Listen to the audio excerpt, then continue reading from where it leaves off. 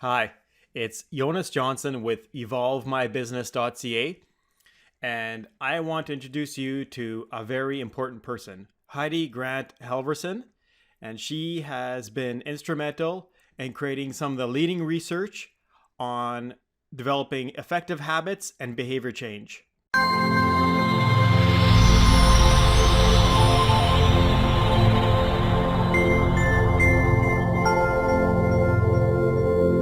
Heidi Grant Halvorson is a student of Carol Dweck's, and she has developed some of her own theories on how we are motivated, how we can adopt effective habits, and change our behaviors for the better. She came out with an article that was originally published in the Harvard Business Review, and it was on the topic of 9 things successful people do differently. She went back and did a lot of interviews, looked at research, pulled in a lot of information from a variety of different sources, and tried to distill down 9 things that successful people do differently from everybody else. This article was posted on the Harvard Business Review website, and I believe it's still the most popular read article on the Harvard Business Review website.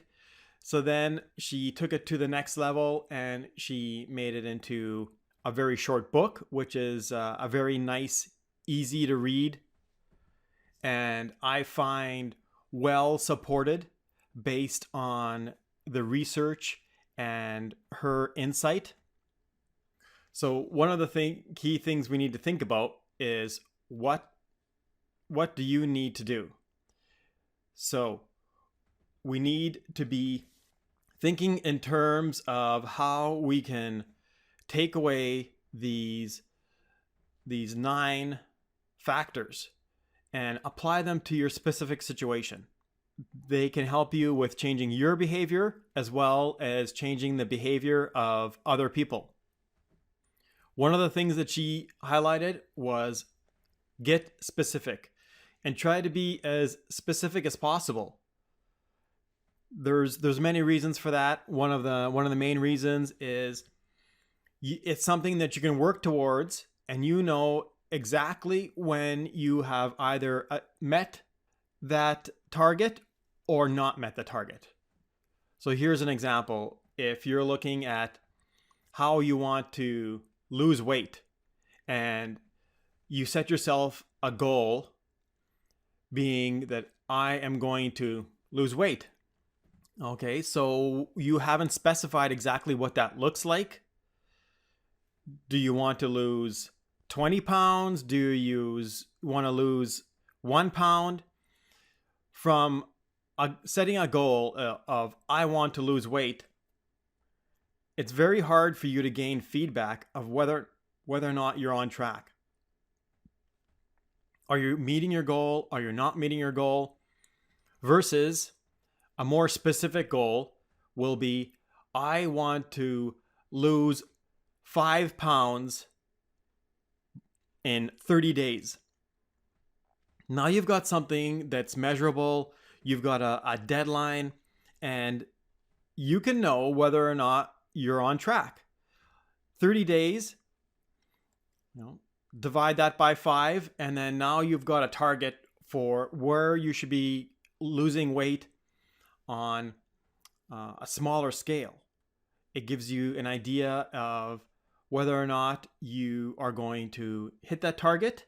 And when you hit that target, that is something that you can celebrate. You know specifically that you set out that goal, you hit that target, and you succeeded. Versus, I want to lose weight. That doesn't necessarily give you anything to go from to let you know or give you feedback whether or not you've hit the target. And when we're thinking in terms of a farming situation, and you want to encourage someone's behavior to be safer, you can think of terms of you want someone to be safer around the equipment. That's extremely general. You haven't laid out what the specific elements that are required for them to be safer. You know, it's very subjective.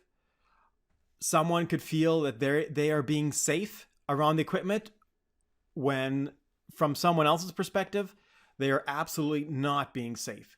So it's not clear enough for providing direction for someone to apply it to their given situation.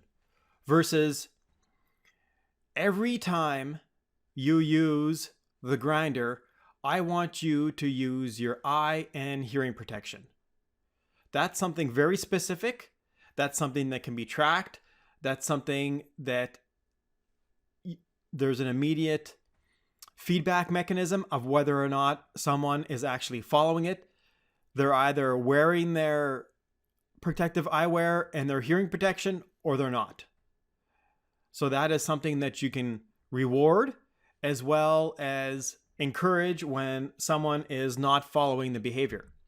Another key factor is that you have to seize the moment to act on your goals.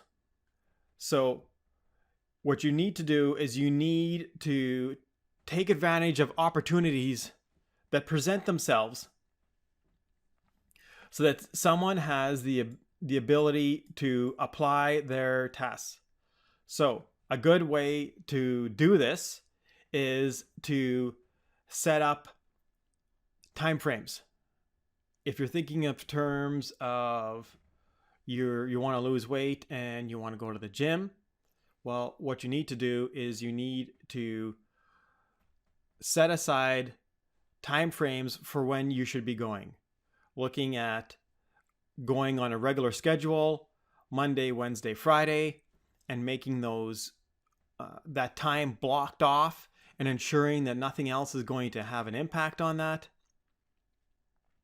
so that you're using the opportunity that that day presents to work towards that goal. You're making it smaller. You're not setting yourself a goal that you want to lose 5 pounds and you're not going to work out for 30 days. And then what you're going to do on day 29 is you're going to work out for 12 hours. That's not a very realistic goal.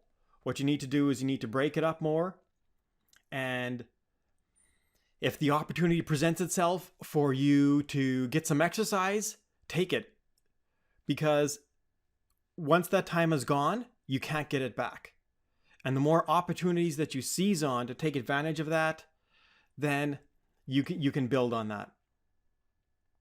So you're thinking in terms of, for encouraging safe behavior on the farm, what you're going to want to do is you're going to want to have regular meetings that are talking about the safety requirements for you and your operation and for the employees and what you expect of them.